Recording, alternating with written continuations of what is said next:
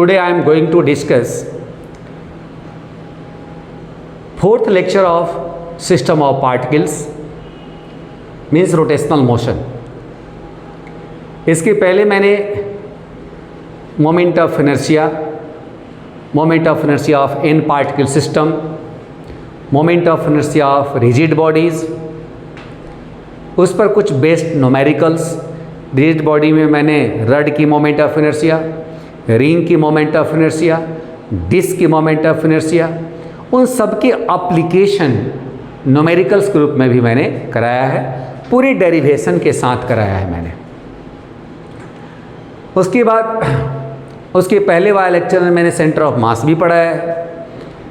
यानी आपको moment of inertia निकालने के लिए जो भी बेसिक कॉन्सेप्ट्स थे, चाहे वो पैरेलल एक्सिस थ्योरम हो, चाहे वो परपेंडिकुलर एक्सिस थ्योरम हो, ईच एंड एवरीथिंग मैं अपने इसके पहले वाले लेक्चर्स में बता चुका हूँ.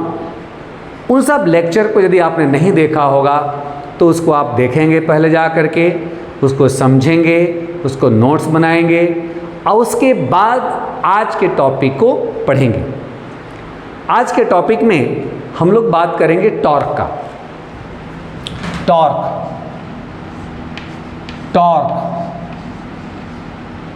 टॉर्क इसका सेकेंड नेम है moment of force. Torque moment of force actually है क्या, मैं आपको पहले इसको डिफाइन कर दूं, लिख दूं. Torque is a vector quantity. Torque is a vector quantity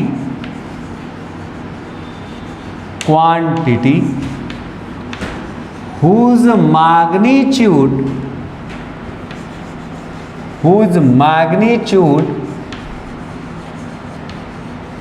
is the product of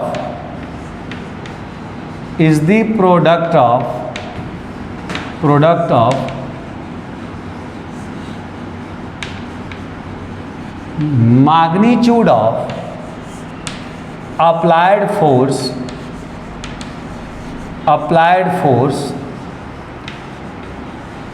and perpendicular distance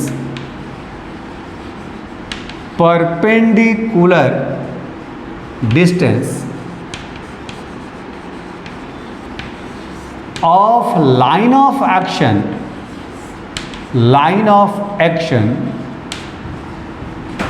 from axis of rotation.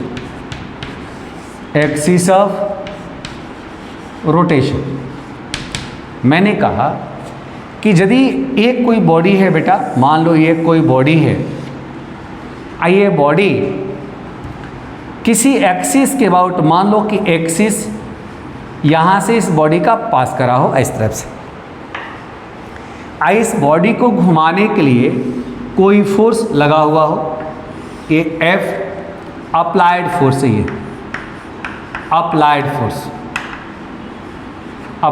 Force. मान लो ये फोर्स लगा, जैसे आप देखा गाड़ी का स्टीयरिंग ऐसे आप घुमाते हैं, उस पर एक फोर्स लगाते हैं आप.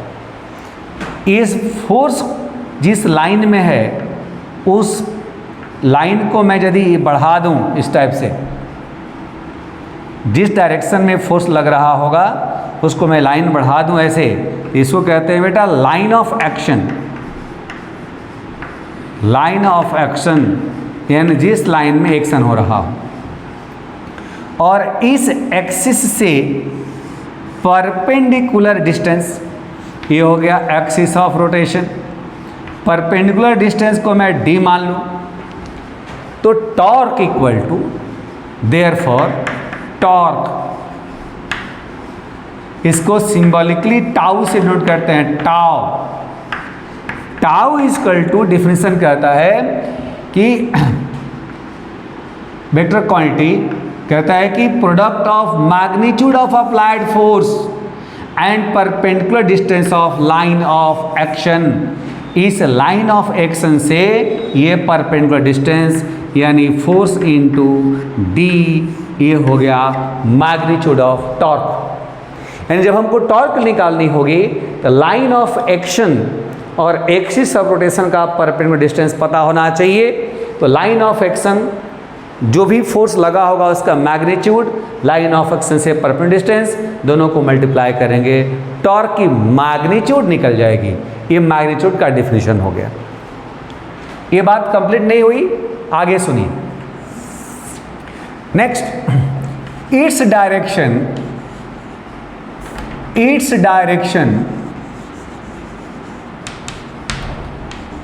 is perpendicular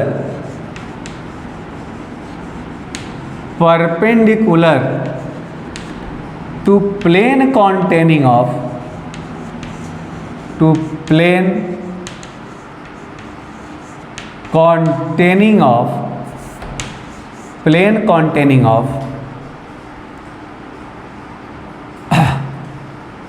line of action containing of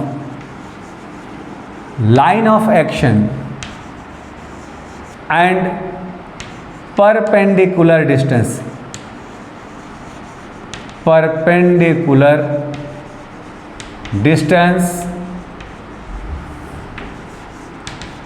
of line of action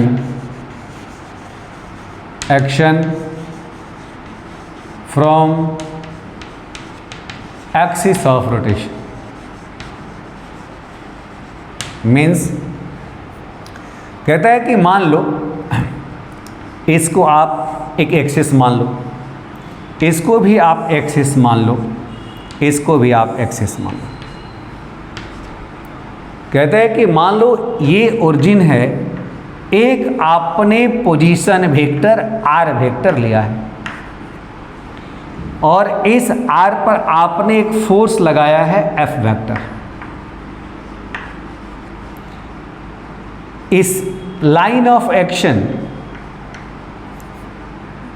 और ये पोजीशन, ये हो गया पोजीशन, ये हो गया फोर्स, दोनों के बीच में थीटा एंगल। अब फोर्स का ये है लाइन ऑफ एक्शन, ये हो गया line of action. Line of action समझने के लिए लाइन ऑफ एक्शन, ये थीटा है तो ये भी थीटा होगा। इस एक्सिस ऑफ रोटेशन से ये हुआ परपेंडिकुलर डिस्टेंस। यदि आर है और ये थीटा है तो ये आर साइन थीटा होगा, आर साइन थीटा होगा।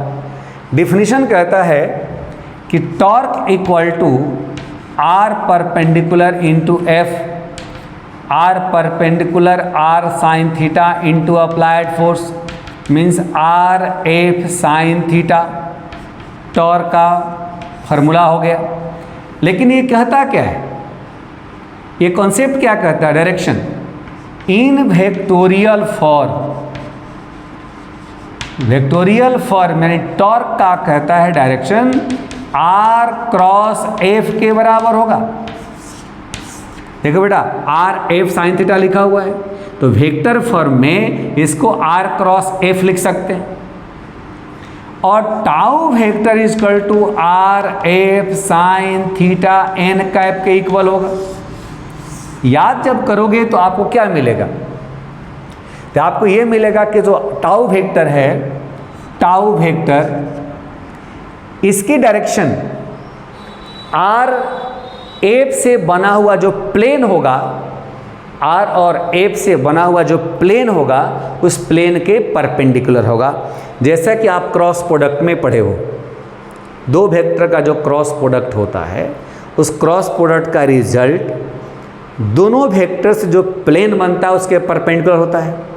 सेम कॉन्सेप्ट यहाँ भी यूज करना है कि यदि आर और एफ मिलकर के प्लेन बनाता है तो उस प्लेन के परपेंडिकुलर टॉर्क का डायरेक्शन होगा और एन क्या है? Unit vector of tau vector, where n cap is perpendicular to r vector, n cap perpendicular to F vector, n cap perpendicular to r vector plus F vector, plane के perpendicular होगा, ये लिखता है।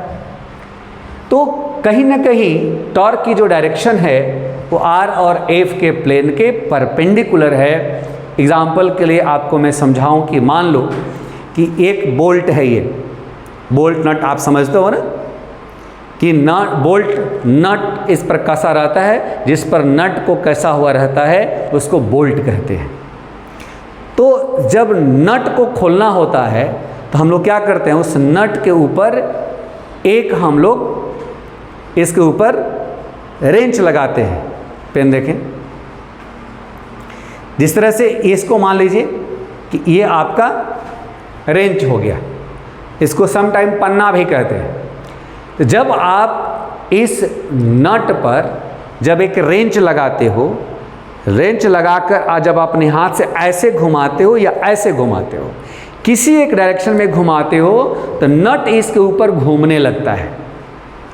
Concept क्या है, इसको Z axis मान लो, इसको एक्स एक्सिस मान लो तो मेरे हाथ पर लगा हुआ फोर्स वाई एक्सिस हुआ, जेड एक्स और ये वाई, ये दोनों परपेंडिकुलर है, उसके पर ये है।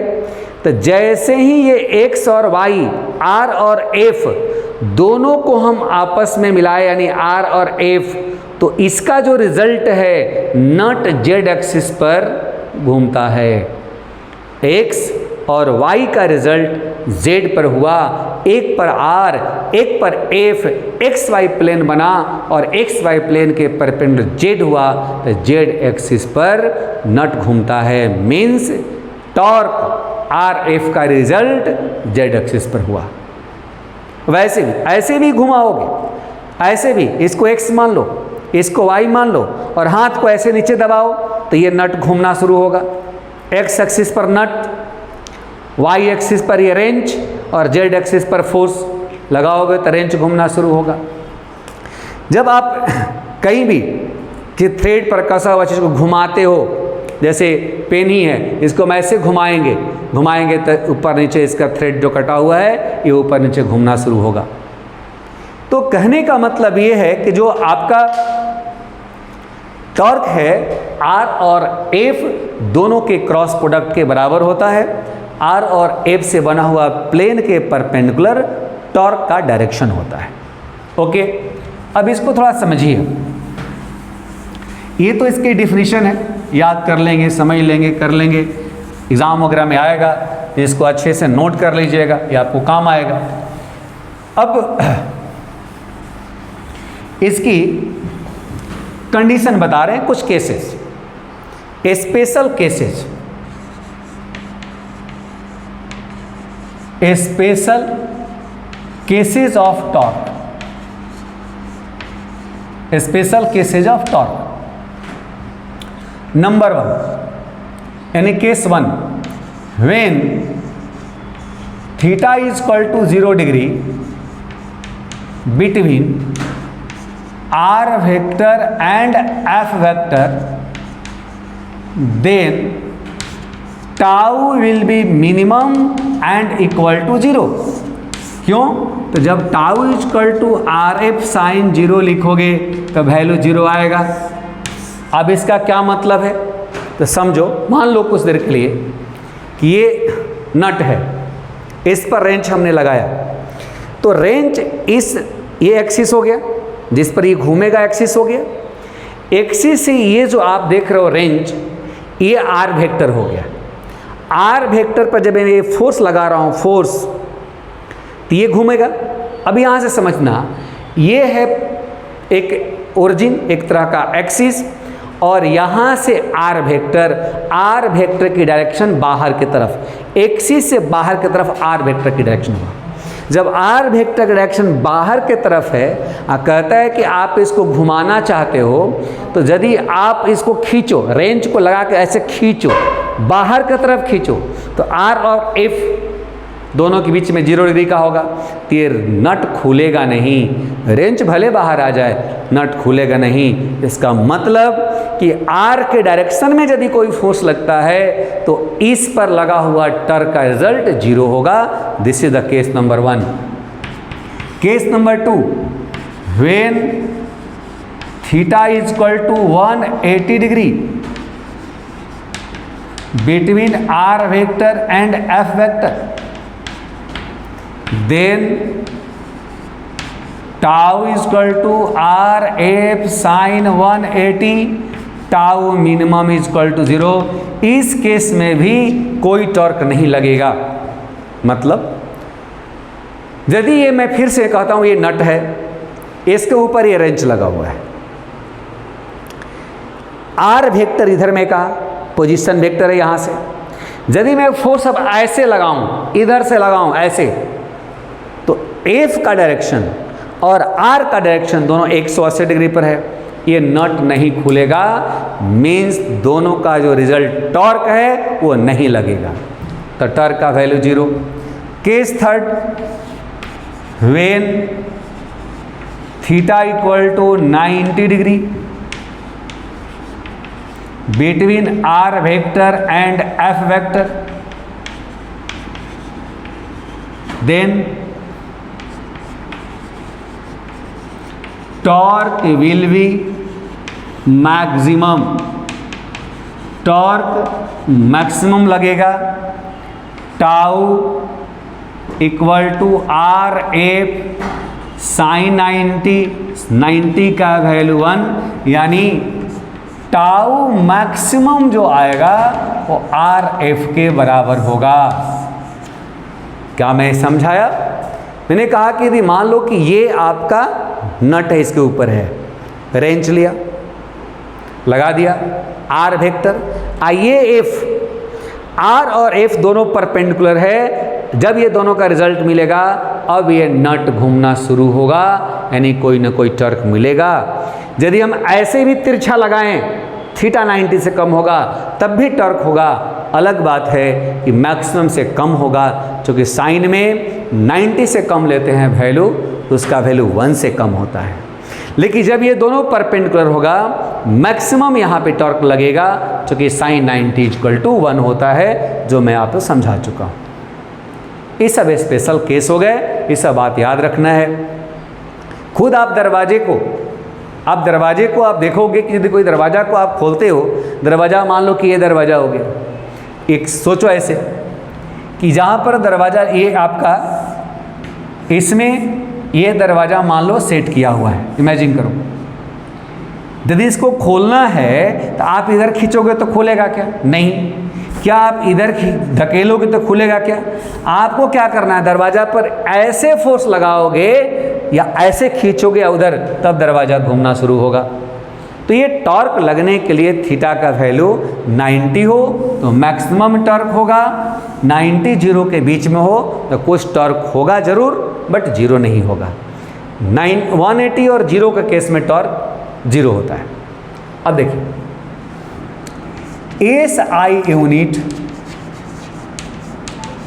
Of torque,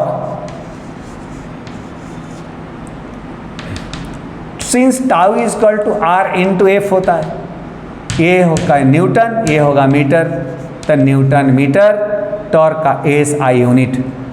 SI unit torque का एसआई यूनिट न्यूटन मीटर होता है, लेकिन न्यूटन मीटर यूनिट आपने वर्क और एनर्जी का भी पढ़ा होगा, बट वर्क और एनर्जी का एसआई यूनिट जूल होता है। न्यूटन मीटर एक यूनिट होता जरूर है, लेकिन जूल उसका एसआई यूनिट होता है। इसलिए कि जेम्स प्रेस्कॉट जूल साहब ने वर्क या एनर्जी के बारे में अपना कुछ कंट्रीब्यूशन दे रखा था अपने फिजिक्स में, इसलिए उनके ऑनर के लिए हम याद रखते हैं। लेकिन इस टॉपिक में जूल साहब का कोई बहुत बड़ा कंट्रीब्यूशन नहीं रहा, इसलिए न्यूटन मीटर ही इसका एसआई यूनिट लिखते हैं। डायमेंशंस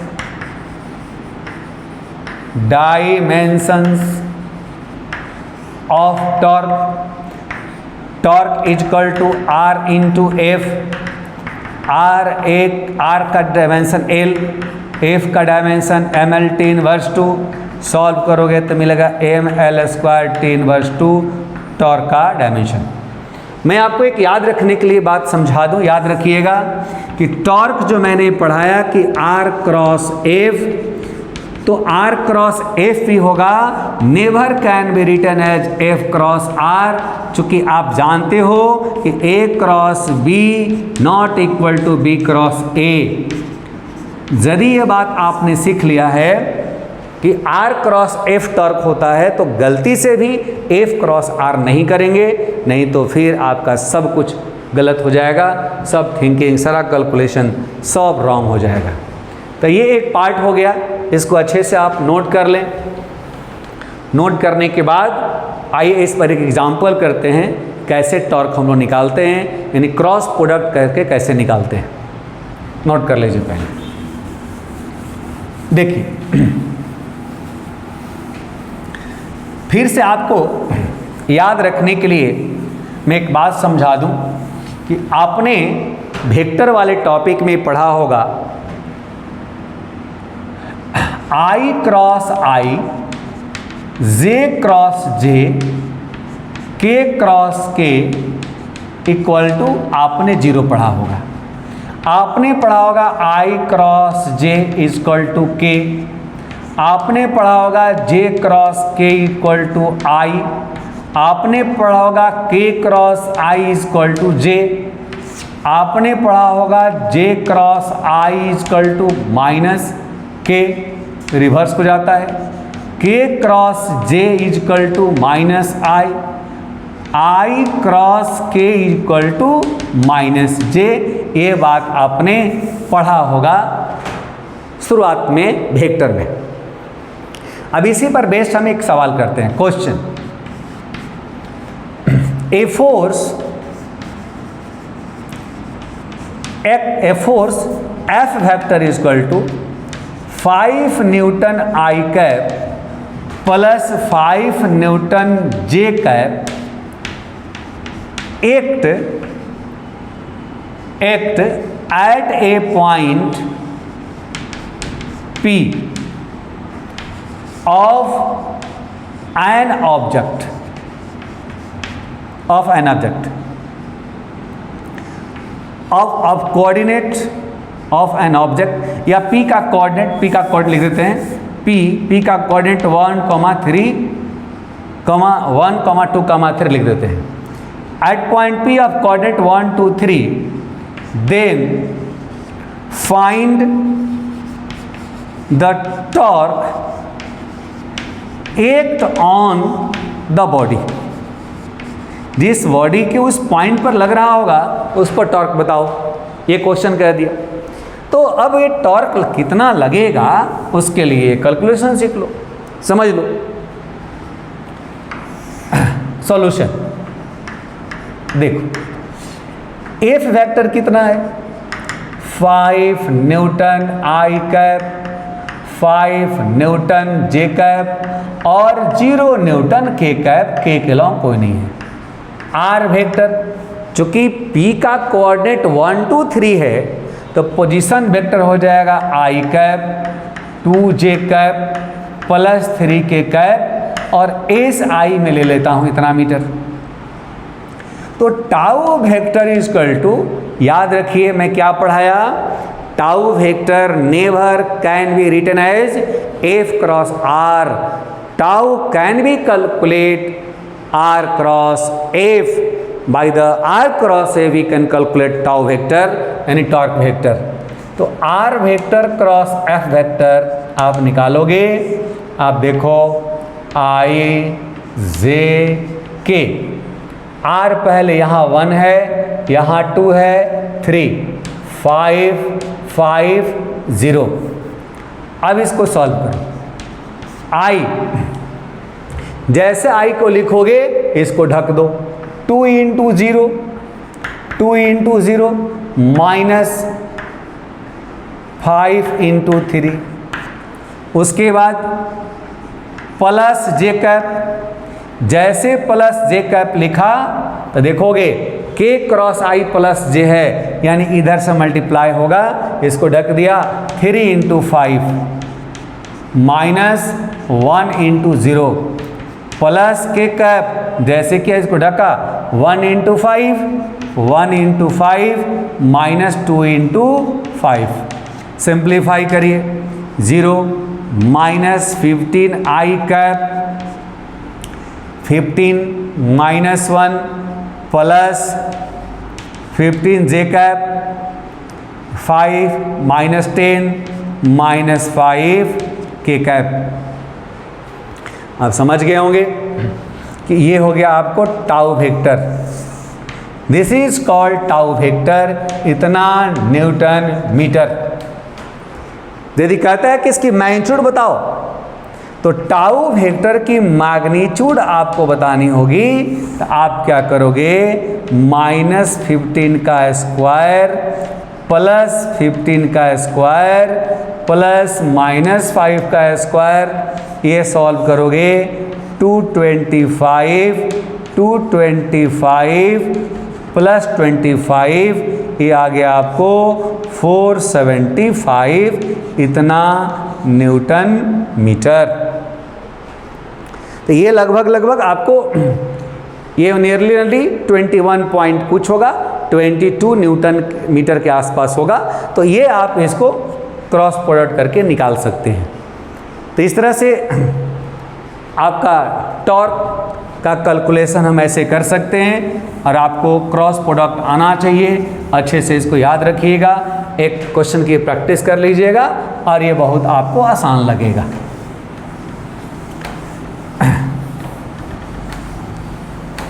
फिर एक सवाल देख लीजिए, क्वेश्चन नंबर 2 वो भी देख लीजिए।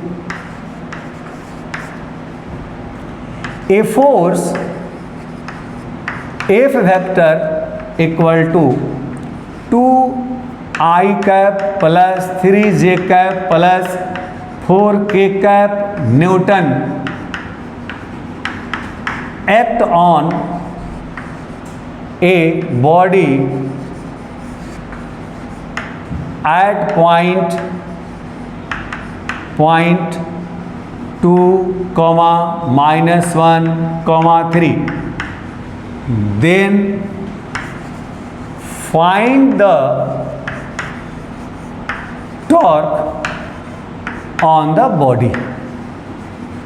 बॉडी पर टॉर्क कितना लगा बताइए।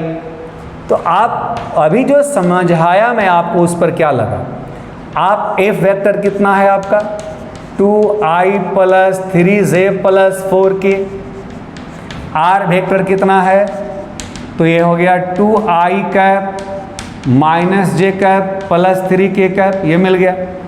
टाउ वेक्टर सबसे इंपॉर्टेंट पॉइंट आपका क्या है कि आर क्रॉस एफ ही हमेशा लिखना है, एफ क्रॉस आर नहीं लिखना है, ये बात का ध्यान रखिएगा, नहीं तो ये क्रॉस प्रोडक्ट के ऑर्डर गलत हो जाएगा, और गलत होगा तो ये फिर मेहनत बेकार चला जाएगा। आर क्रॉस एफ, आर कितना 2, पहले लिख लो आई जे के 2 -1 3 2 3 4, ये हो गया। क्रॉस करोगे अब आई लिख लो, इसको छोड़ो, -1 × 4 -4, साइन माइनस का 3 3 जा 9, प्लस जे जैसे ही प्लस लिखे इधर से करेंगे 6, इधर से करेंगे 6 -8 प्लस के कैप करा इधर से इधर 6 माइनस प्लस 2, यानी आ गया -13 आई कैप -2 कैप प्लस 8 के कैप, ये हो गया आपको टाउ वेक्टर। यदि मैग्नीट्यूड आप निकालना चाहोगे तो टाउ वेक्टर की मैग्नीट्यूड इक्वल टू, या आप निकालोगे -13 का स्क्वायर प्लस -2 का स्क्वायर प्लस 8 का स्क्वायर, 13 का स्क्वायर 169 प्लस 4 प्लस 68, सिंप्लीफाई करोगे 1 8 8 14 241, ये हो गया आपको इतना न्यूटन मीटर। ओके, अब आपको सिंप्लीफाई करोगे तो नियरली 15 पॉइंट कुछ आपको आएगा, इतना न्यूटन मीटर। तो टॉर्क ऐसे ही निकालेंगे। अच्छे से आप इसको कर लीजिएगा, अच्छे से याद कर लीजिएगा। अगले लेक्चर में हम लोग टॉर्क का ही कुछ पार्ट जैसे couple and linear angular momentum, ये सब डिस्कस करेंगे। तब तक इसको आप एक अच्छे से नोट्स बना लीजिएगा, लिख लीजिएगा, इस सवाल की प्रैक्टिस कर लीजिएगा। बेसिक कॉन्सेप्ट टॉर्क का क्लियर, तो कपल और एंगुलर मोमेंटम में भी कोई दिक्कत नहीं होगी। अब फिर अगले लेक्चर में मिलते हैं। ओके, जय हिंद।